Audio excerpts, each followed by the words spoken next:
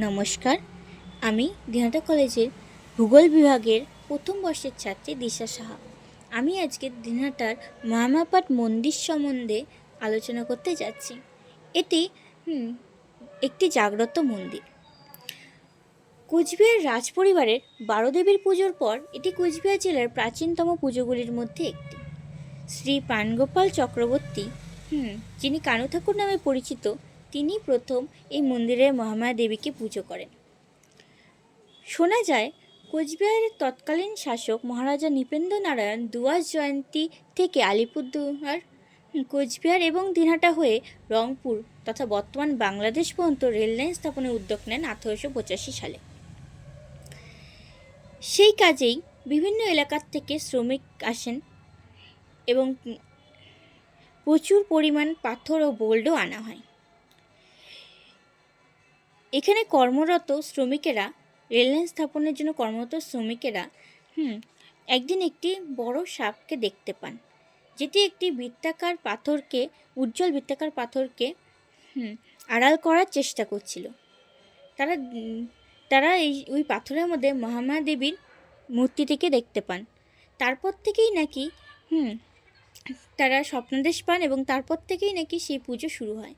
এটি মূলত শ্রমিকদের পুজো ছিল, কিন্তু বর্তমানে এটি বারোয়ারি পুজোর রূপ পেয়েছে। 1891 সাল থেকে মহামায়াপাট প্রতিষ্ঠিত হওয়ার পর থেকে এটি বারোয়ারি পুজোর একটি রূপ পেয়েছে।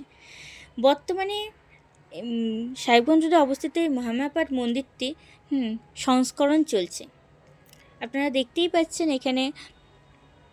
এখানে হচ্ছে নতুন করে সেটির পুনর্নির্মাণ করা হচ্ছে।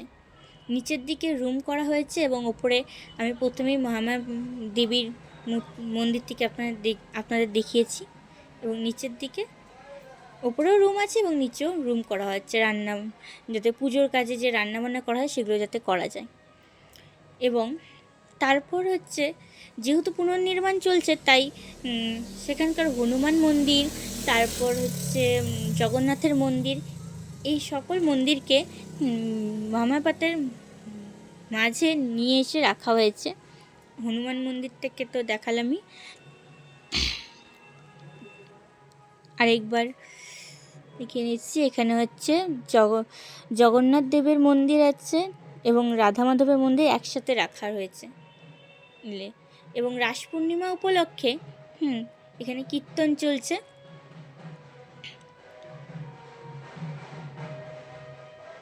রাস পূর্ণিমা উপলক্ষে দেখতেই পাচ্ছেন কীর্তন আজ থেকে শুরু হয়েছে, সকাল থেকে।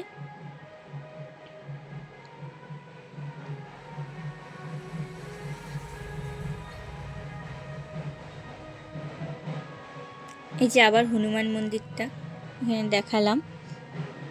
এই যে মহামায়াপাটের ভেতরের চত্বর, এখানে একদম ভেতরের দিকে একটি ব্যায়াম বিদ্যালয় অবস্থিত আছে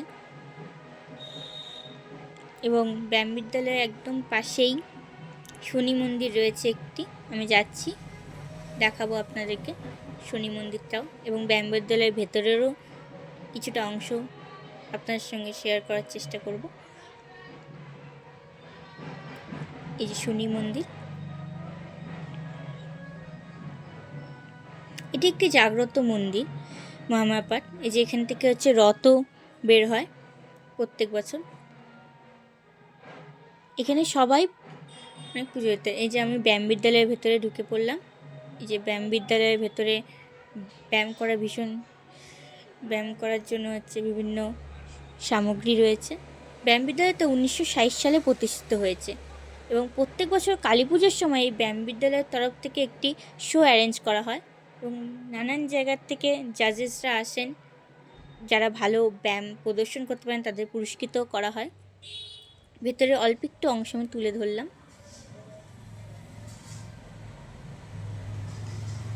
কিছু সামগ্রী, যদিও সবকটার আমি নাম জানি না, কিছু কিছু তোলার চেষ্টা করেছি, এগুলোর নাম আমি সবটা জানি না।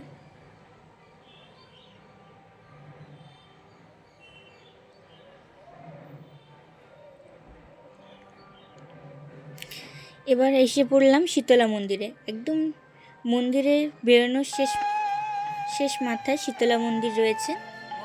মা শীতলা এখানে প্রতিষ্ঠিত হয়েছে নতুন করে। এটিও বেশি দিন হয়নি বানানো হয়েছে, নতুনই বানানো হয়েছে। শীতলা মন্দিরের পাশেই রয়েছে শিব মন্দির।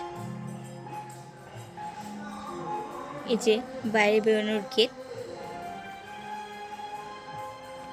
মন্দিরের ভেতরে মোট 3টি গেট রয়েছে, একটা ঢোকার আর একটা মাঝখানে দেখিয়েছি 3 নম্বর গেটটি। দ্বিতীয় গেটটি, এটা হচ্ছে শেষে বেরোনোর গেট, শিব মন্দির। কোনো জাঁকজমকপূর্ণ মণ্ডপসজ্জা না থাকলেও অতীত ঐতিহ্যকে বজায় রেখে আজও দেবীর অবয়বকে সামনে রেখে দেবী দুর্গার পূজা করা হয় এবং এটি শ্রমিকের পুজোর থেকে দিনহাটার বারোয়ারি পুজোতে পরিণত হয়ে গেছে। দিনহাটার সকলে এই পুজোয় অংশগ্রহণ করে।